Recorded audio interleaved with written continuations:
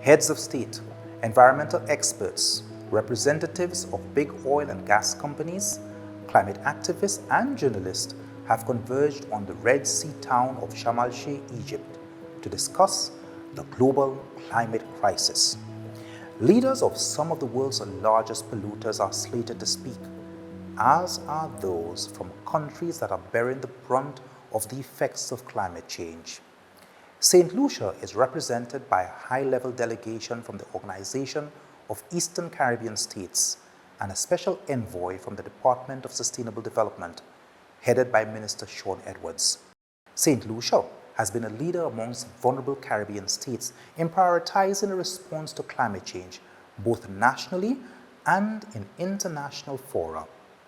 Its nationally determined contribution submission to the Paris Agreement outlines a balanced mitigation strategy backed by costed investment plans and a qualitative adaptation strategy with identified priority sectors.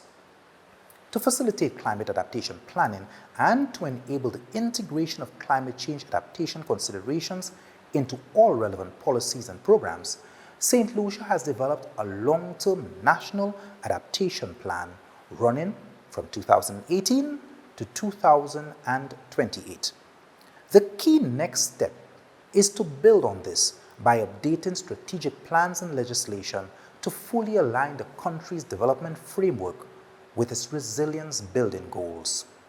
Ruana Haynes of Climate Analytics is a specialist in international climate law and governance.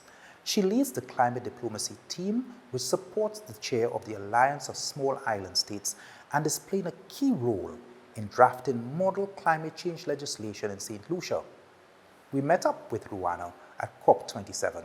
Saint Lucia is one of, I think, 3 or 4 pilot countries that we're working with in developing the model climate change legislation. When we went to them, they were already in the process of developing a draft. We helped them to improve that draft and finalize that draft, to the point where they can now consult it nationally and make it really and truly their own. It was a very long exercise involving a lot of consultation, not just with the ministry that has responsibility for climate change, but also with the Attorney General's office, because they are the drafters. But we have learned a lot of key lessons in terms of some of the innovative aspects that we can actually include in a model coming out of that process. And you heard in the presentations Carlin and Mali talking about how to include loss and damage, for example, in the context of local national legislation. Saint Lucia is continuously working on strengthening and updating its climate change legislation and policy.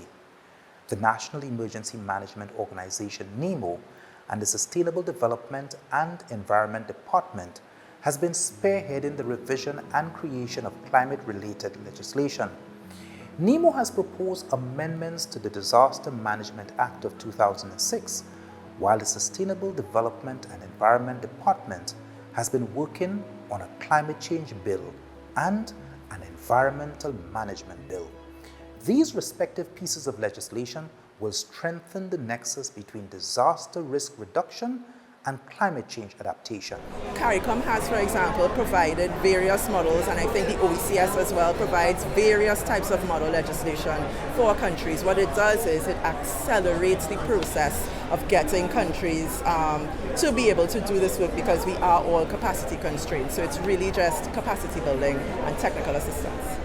The anticipated amendments and improvements to the legal and institutional framework for disaster risk management and climate change adaptation stand to benefit vulnerable groups such as indigenous people, persons with disabilities, and migrants.